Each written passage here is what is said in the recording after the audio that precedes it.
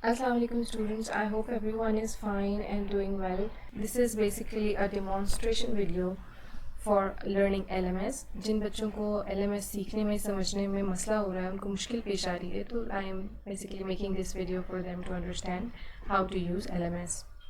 सबसे पहली चीज़ आपने बच्चे ये याद रखनी है कि जब भी आप LMS में लॉगिन करते हैं, बहुत सारे बच्चों को लॉगिन की इश्यूज़ हो रहे हैं और हमें बार बार ये जो है ना कंप्लेंट्स आ रही हैं कि हम लॉगिन नहीं कर पा रहे।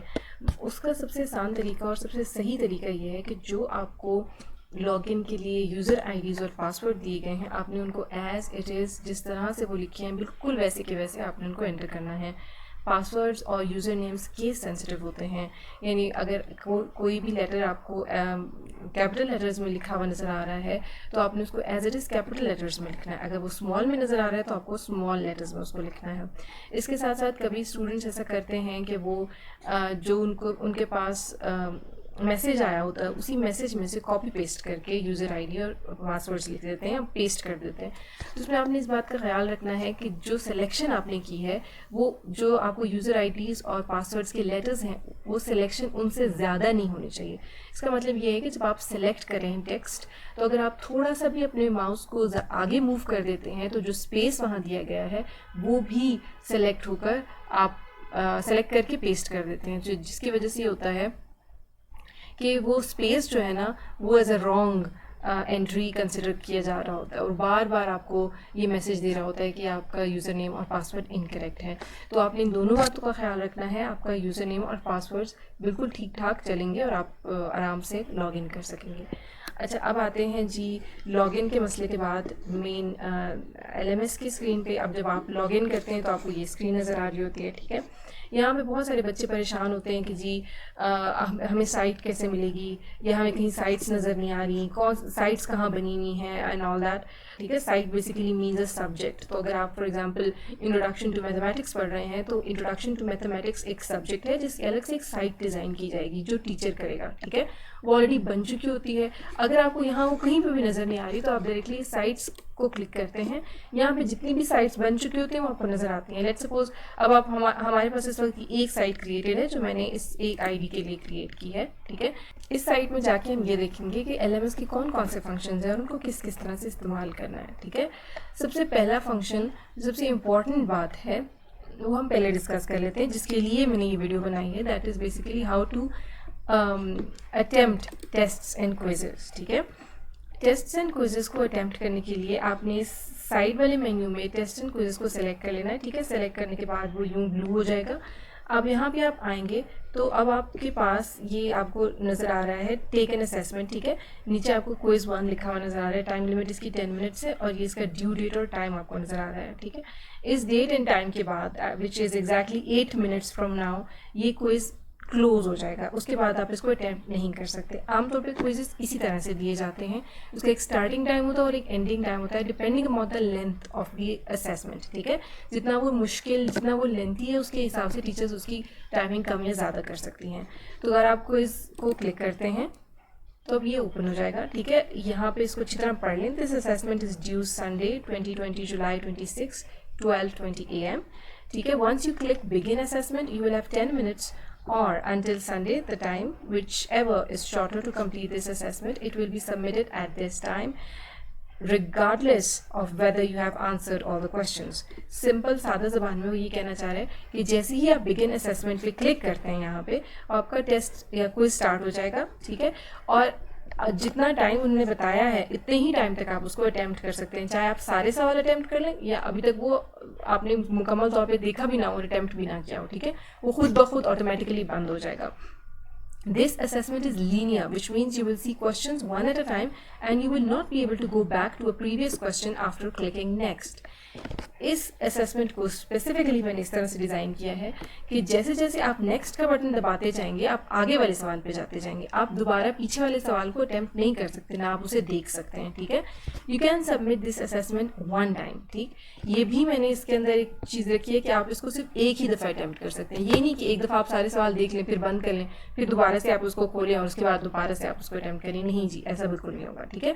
तो अपने लेक्चर जो भी आपको पहले से डिलीवर्ड हैं, जिनमें आपको इस टॉपिक के बारे में पढ़ाया गया है, वो आपने अच्छी तरह से एक दफ़ा सुन लेने हैं या पढ़ लेने हैं, जो भी आपको मटेरियल दिया गया है, उसके बाद ही आपने अपना असेसमेंट स्टार्ट करना है, ठीक है। तो हम बिगिन असेसमेंट पे क्लिक करेंगे। अब देखिए यहाँ पे टाइम रिमेनिंग आपको बताता जा रहा है, आप इसको हाइड भी कर सकते हैं और आप इसको शो भी कर सकते हैं, ठीक है। अगर आपको एंग्जाइटी फील होती है तो आप इसको हाइड कर दें, अदरवाइज इसको रहने दें, ठीक है।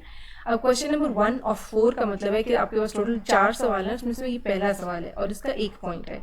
ये भी हो सकता है कि कभी कभार टीचर ये चीज़ शो ना करे, ठीक है, और ये शो हो भी सकती है, दोनों सूरतों में आपको मालूम होना चाहिए, ठीक। अच्छा, Freud is considered to be the father of psychoanalysis. आपने ये सिलेक्शन, इसमें कोई भी आप सिलेक्ट कर सकते हैं, ट्रू या फॉल्स। लेट्स सपोज हम कहते हैं ट्रू, आप इसको सेव कर देते हैं, ठीक है, जवाब को, और आगे जाते हैं, ठीक है, नेक्स्ट पे चले जाते हैं।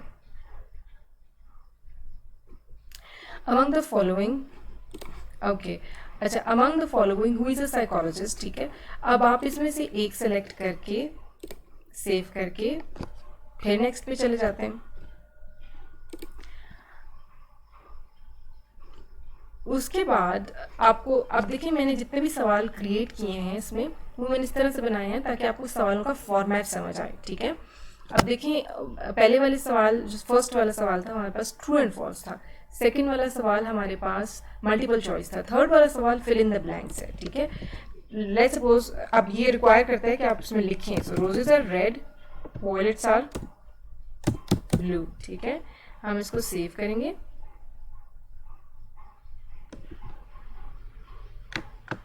और नेक्स्ट कर देंगे।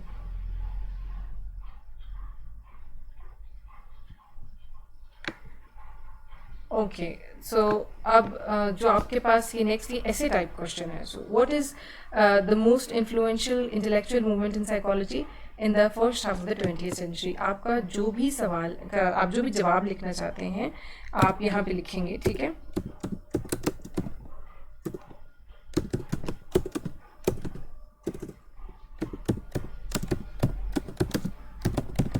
जो भी आप सवाल का जवाब लिखना चाहते हैं आप यहाँ पे इसको लिख देंगे, ठीक।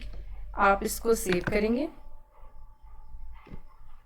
ठीक। अब देखिए हमारे पास सिर्फ 3 मिनट्स रहते हैं, ठीक। अब आपने ये बात याद रखनी है कि जब आपका क्विज रिलीज होने लगता है, पब्लिश होने लगता है, उससे पहले आपको टीचर ये बता देता है कि क्विज कब पब्लिश होगा, ठीक है। तो आपने उससे पहले अपनी सारी तैयारी कर लेनी है। आपके पास एक अच्छा इंटरनेट कनेक्शन होना चाहिए, क्योंकि ये बार बार सेव करता है और बार बार नेक्स्ट करना पड़ता है, तो बीच में आपका इंटरनेट कनेक्शन टूटे नहीं, और अगर एक दफ़ा भी टूट गया तो आप दोबारा से इसको सबमिट नहीं कर सकते, ठीक है। अब ये करने के बाद आप इसको सबमिट फॉर ग्रेडिंग कर देंगे, ठीक। तो इस तरह से अब आपका सबमिट हो गया। You are about to submit this assessment for grading, click submit for grading if you really want to submit for grading, otherwise click cancel to return to the assessment list. हम इसको submit for grading करने लगे, ठीक है। ये message तब important होता है जब आप पीछे जा सकते हो, ठीक है। अगर आपको टीचर ने इस तरह का क्विज डिज़ाइन किया है जिसमें आप वापस पीछे जा सकते हैं और प्रीवियस क्वेश्चंस को एक दफ़ा रिव्यू कर सकते हैं, तो ये मैसेज इंपॉर्टेंट होता है, otherwise it is not important, ठीक है। अब ये आपको डिटेल्स बता रहा है, कोई कोर्स का नेम ये है, फला फला, और उसके बाद आप कंटिन्यू कर दें, ठीक। अब जी ये सबमिट हो चुका है, ठीक है। और सबमिशन के बाद अब आप इसको चेंज नहीं कर सकते, कुछ नहीं कर सकते, ग्रेड कर दिया जाएगा। Okay, so this was basically a short video on how to operate LMS. I hope that it was clear enough for all the students to understand and operate. अगर किसी भी student को कोई issue है, please do ask in the comment section. I will try to address it in the next video, inshallah.